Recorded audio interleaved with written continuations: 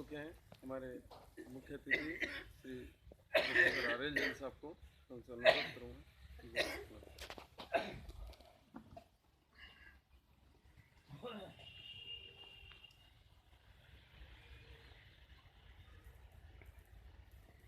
मित्रों, यादें मनुष्य की बहुत बड़ी संपदा है और उन्हीं यादों के लिए, उन्हीं बातों को याद करने के लिए हम यहाँ एकत्रित हुए हैं, जो हमारे मन में कहीं न कहीं कोई न कोई प्रभाव छोड़ गई है। विचार का जहाँ तक प्रश्न है, प्रकाश जी रातड़िया ने जो विचार व्यक्त किए हैं वो मेरे विचार हैं। वो मेरे विचार हैं ऐसा मानकर आप स्वीकार करें ताकि मुझे अधिक न बोलना पड़े। मैं तो संक्षेप में केवल यह कहना चाहूँगा कि राजमल डांगी प्राइमरी स्कूल में पढ़ाते थे और मैं कॉलेज में पढ़ाता था। तब लोग पूछते थे कि तुम्हारी दोस्ती कैसी, तो उसका जवाब मेरे पास ये था कि मूलतः ये आदमी यूनिवर्सिटी के काबिल है। ये इत्तेफाक है कि जो जहाँ फिट हो गया है। ये इत्तेफाक है, सौभाग्य है उन प्राइमरी के बच्चों का कि जहाँ जहाँ ये व्यक्ति पढ़ा रहा है, जा रहा है। क्योंकि सरकारी पाठ्यक्रमों तक न मैं सीमित रहा न वो सीमित रहे। सरकारी पाठ्यक्रम या विश्वविद्यालय के पाठ्यक्रम में ज़्यादा दम नहीं है, मगर जो बच्चों को देना चाहिए, जो संस्कार परोसना चाहिए, वो डांगी जी ने गांव-गांव में जाकर, घर-घर में जाकर परोसे हैं। जब गुड़ी पड़वा आती तो डांगी अपने हाथ में सारे मोहल्लों में घूम के ले भाई, ये मिश्री, ये तुलसी, ये काली मिर्ची। ये क्या है? तो बोली ये प्रतिपदा है और इस प्रतिपदा पे खट्टा मीठा चरका चरपरा सब स्वाद जीवन में आए और हम सबको सहर्ष स्वीकार कर जाएं, इसकी प्रेरणा है और तो कुछ भी नहीं है।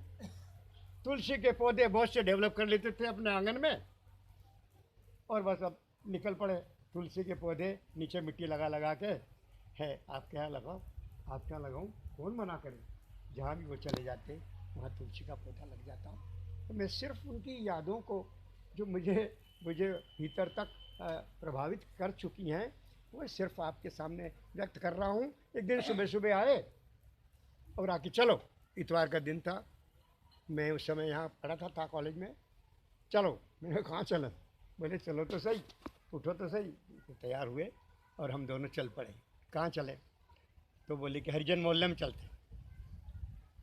उनका बहुत अच्छा विचार है, बहुत अच्छा सोचा आपने, अवश्य चलते हैं। हम दोनों बड़े प्रेम से हरिजन मोहल्ले में गए, एक होटले पे जाके बैठे और जो भी वहाँ व्यक्ति नज़र आए उनको बुलाया। तुम्हारा बच्चा पढ़ने जाता है? तुम्हारा बच्चा पढ़ने जाता है? क्यों नहीं जाता है? अरे साहब ने भर्ती नहीं करी हो, अरे साहब इसको निकाल दिया, अरे साहब स्कूल से नाम काट दिया।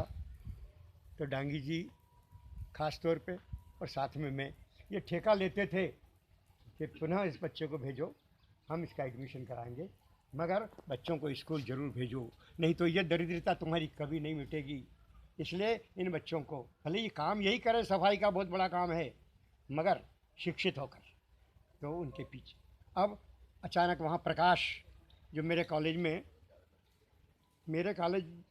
का मतलब सरकारी कॉलेज था, पर मेरे को हमेशा जहाँ मैं पढ़ाता था वो मेरा कॉलेज ऐसा लगता था।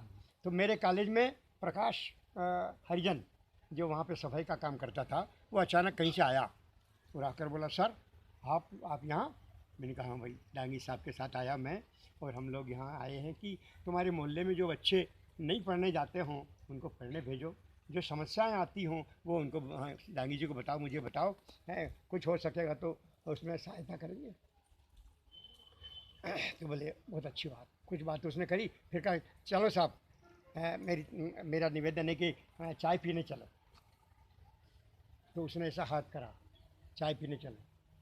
तो मैंने कहा तेरा घर तो तूने बताया इधर है, तो तू हाथ इधर कर रहा। तो बोले गुप्ता जी के होटल में। तो मैंने कहा डांगी जी के हमारी जेब में दोनों की थोड़ा थोड़ा पैसा है भैया, गुप्ता जी के होटल में पीना होगा तो हम जाके पिलाएंगे, तेरे घर पिलाता है क्या? घबरा गया।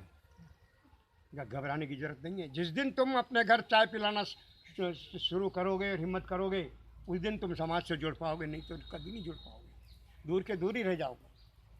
तो घबरा गया।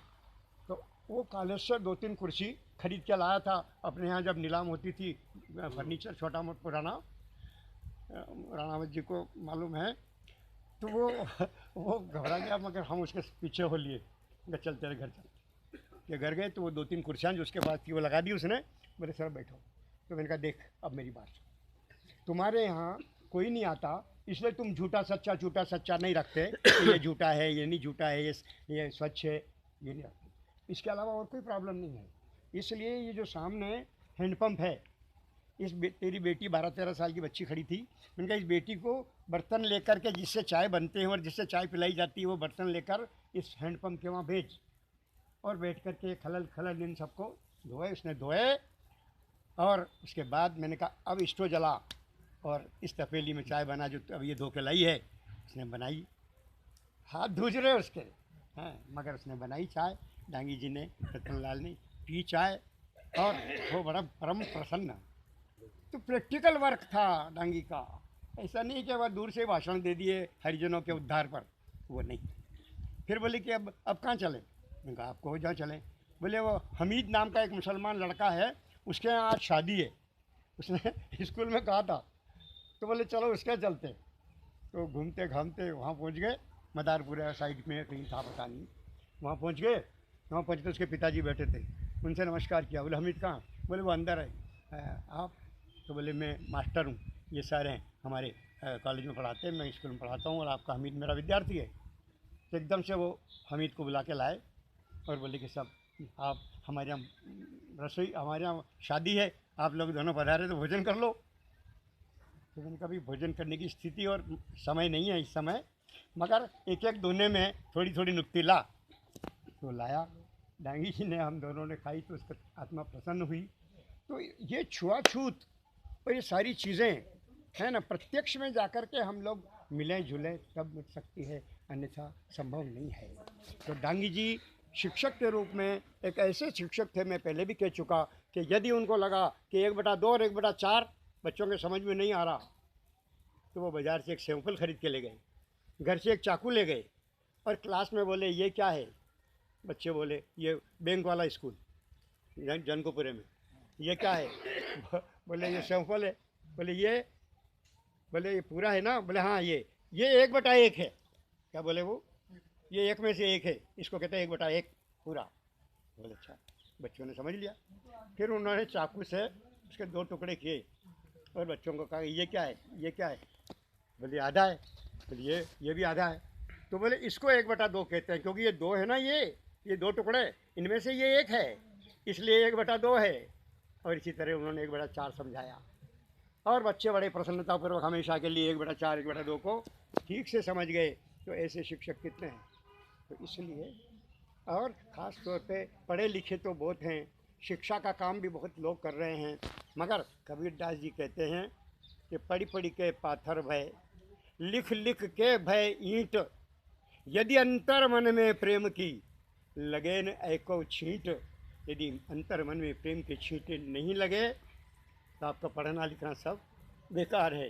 अंतर मन में प्रेम की छींट लगना चाहिए। वही कबीरदास ढाई अक्षर प्रेम का पढ़े सो पंडित होए कह रहा है, और सभी विद्वानों ने वही कहा है, रही मन धागा प्रेम का मत तोड़ो चटका, उनने भी यही कहा है। और टूटे तो फिर ये ना जुड़े, जुड़े तो गांठ पड़ जाए। मतलब यदि पढ़ा लिखा आदमी है और उसके अंतर मन में प्रेम नहीं है बच्चों के प्रति, अपने विद्यार्थी साथियों के प्रति, अपने स्कूल कॉलेज में जो अपने साथ हैं उन मित्रों के प्रति, समाज के प्रति, तो उसका पढ़ना लिखना व्यर्थ है। या वो PhD भी कर ले, वो DLED भी कर ले, तो सब व्यर्थ है। आपको प्रकाश बाबू ने तो विचार और सुंदर विचार आपके सामने प्रस्तुत किए हैं, उनमें से जो भी आप ग्रहण कर सकें, आग्रह है मेरा कि बहुत सुंदर विचार हैं वो, उनमें से निश्चित रूप से ग्रहण कीजिए। आज का दिन ये यादों का दिन है, यादों का त्यौहार है। ये डांगी जी की याद में हम सब यहाँ एकत्रित हुए हैं और भीतर से भावों का ज्वार जिसको अपन कहते हैं, वो साथ का उस समय का सारा संस्मरण, घूमना फिरना, कहना बोलना सुनना सब रेणी चरणी बोलनी सब याद आती है उनकी इस समय हैं। इतना भोला भाला सीधा साधा व्यक्तित्व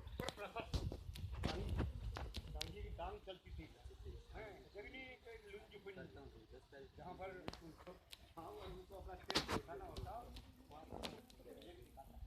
वैसा का वैसा वो ये इनका डीएनए है ना, हर एक परिवार का अपना डीएनए होता है।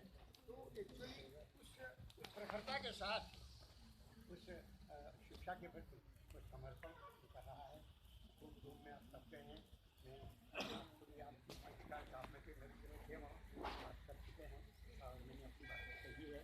और इन बातों के बाद गांधी जी के प्रति अपनी श्रद्धा सुमन अर्पित करते हुए और ये उम्मीद करते हुए इसी तरह से उनका ये बेटा अपने पिता के प्रति समर्पित जैसा है, वैसे सभी लोग हम अपने माता पिता के प्रति, यदि हमारे माता पिता हैं तो उनके प्रति समर्पित रहें और समर्पण भाव से सदैव उनको स्मरण करते रहें। उनको जब स्मरण करेंगे, इस तरह के जब आयोजन करेंगे तो निश्चित रूप से वैचारिक उन्नयन होगा, इसमें कोई दो मत नहीं है।